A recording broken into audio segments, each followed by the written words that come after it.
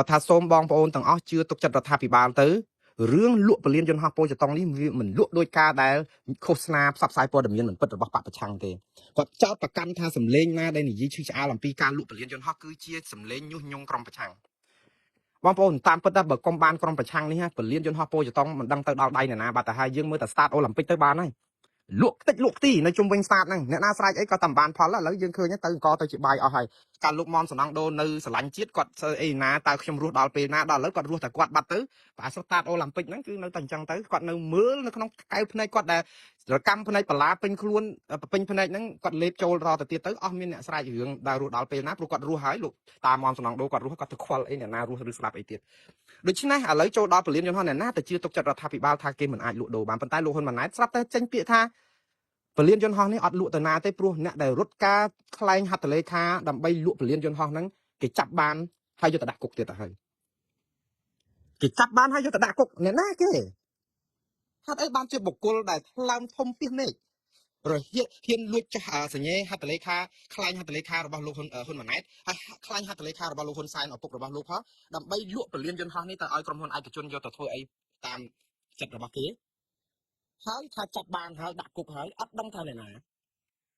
ហើយលោកហ៊ុនម៉ាណែតក៏គិតថាក៏រួចខ្លួនទៀតគាត់ថាប៉ុណ្ណឹងបានប្រាប់ប្រជាពលរដ្ឋប៉ុណ្ណឹងបានក្រុមប្រឆាំងស៊ីផុយព្រោះអីតែនិយាយប៉ុណ្ណឹងទៅគាត់ដឹងថាអូអ្នកដែលរត់ការឯកសារនឹងជាប់គុកបាត់ហើយហ្នឹងចឹងពលានយន្តហោះគឺជាពលានយន្តហោះដែលសម្រាប់បោះជាតិយើងប្រើប្រាស់ទៀតទៅគាត់ប្រាប់ថាប្រើប្រាស់ទៀតទៅអាចជាសួនកំសាន្តអាចជាកន្លែងហាត់ប្រាណអាចជាអីទៅជារឿងគួរឲ្យសាទរណាស់អ្នកណាក៏ចង់បានឲ្យពលានយន្តហោះហ្នឹងคล้ายទៅជាទីសម្រាប់ប្រគំតន្ត្រីសម្រាប់សួនឧទ្យានសាធារណៈអីទៅក្មេងរត់លេងកំសាន្តឬក៏មានពិធីអីចឹងទៅ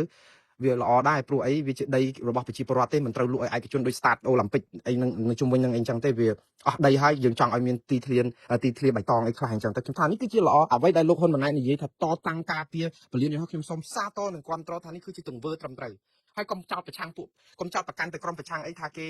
ជាអ្នកក្បត់ជាតិអ្នកផ្សព្វផ្សាយព័ត៌មានមិនពិតរឿងលក់ពលានយន្តហោះបើកុំតែគេស្រែកហ្នឹងប្រហែលជាបាត់ទៅហើយដល់ពេលបាត់ឥឡូវលោកប្រាប់ថាចាប់បានដាក់គុកអ្នកណាអ្នកលក់លីហាលនៅណាអ្នករត់ pass up នៅណាអីក៏ថ្លើមធំពីសមេឃណាហ៊ានរហូតដល់ខ្លាញ់ហត្ថលេខារបស់នាយរដ្ឋមន្ត្រីហើយចាប់ដាក់គុកហើយអត់មានឈ្មោះអត់មានផ្សាយអីទាំងអស់តើអ្នកណាគេចង់ដឹងមែនតើខ្ញុំថាបើសិនជាក្រុមប្រឆាំងណាប្រហែលជាទូមស្គរផ្សាយថាក្រុមប្រឆាំងនឹងក្បត់ជាតិតែចង់ខ្លាយលុកដីអីរបស់ជាតិប៉ុន្តែប្រហែលជាក្រុមពួកគាត់ដឹងបានជាអត់ប្រាប់ឈ្មោះអញ្ចឹងវិញ្ញាសាមួយទៀតគឺលោកហ៊ុនម៉ាណែតបើក Pandora's Box ហើយគឺបើកអាបញ្ហាមួយដើម្បីឲ្យលោកបកស្រាយថាតើអ្នកណាឲ្យប្រជាពលរដ្ឋដឹងផងមើលឬមួយក៏លោកគិតថាកុំសួរគេចាត់ការឲ្យជឿទុកចិត្តរដ្ឋាភិបាលទៅគឺគេដាក់គុកហើយមិនទៀតជាប់គុកហើយមិនទៀតពលានយន្តហោះហ្នឹងគឺឡើងជារបស់ឯកជនណាជារបស់រដ្ឋពេញសិទ្ធិបងប្អូនអារឿងរបស់រដ្ឋរបស់អីហ្នឹងគឺជាងសាតប៉ុន្តែពលានយន្តហោះនេះត្រូវការគាត់តែលុយសម្រាប់អភិរក្សថែវាមួយឆ្នាំ3លានអញ្ចឹង3លានដុល្លារនេះបើអត់រកប្រាក់អីបានមកដើម្បីអភិវឌ្ឍឲ្យលុយថវិកាជាតិអត់មានគ្រប់គ្រាន់ទេគឺជាមិនផុតពីទៅឲ្យឯកជនជួលបាត់ទៀតហើយឬក៏សម្បទានអី99ឆ្នាំអីទៀតដែរព្រោះអីរដ្ឋអត់មានលុយអត់មានការអភិវឌ្ឍចុងក្រោយគឺត្រូវតែឲ្យឯកជនធ្វើប៉ុន្តែចង់ដឹងថាអ្នកណាដែលជាបុគ្គលខ្លាំធំហ៊ានចុះហត្ថលេខាឲ្យលោកថាបានចាប់ដាក់គុកនេះចង់ឃើញមែនតើស្ដាយមែនតើពួកអត់យកព័ត៌មានមកសន្ធឹកដែរខ្ញុំល្ងឹតខឹងតែម្ដងខ្ញុំអត់ដឹងរឿងអីសោះតតែខ្ញុំដឹងថាមានព័ត៌មានអំពីការរត់ការលក់ពលានប៉ុន្តែដល់ពេល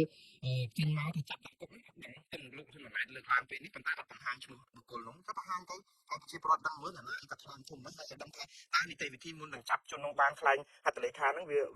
ស្មុគស្មាញប៉ុណ្ណាដើម្បីឲ្យបងប្អូនរៀនសូត្រទៅសម្គាល់ថាអ្នកណាចាប់ដើមបោកចឹងទៀតតែបង្រៀនឲ្យប្រជាពលរដ្ឋខ្លាយទៅជាអ្នកដែលមានព័ត៌មានពេញនៅក្នុងដៃដែរ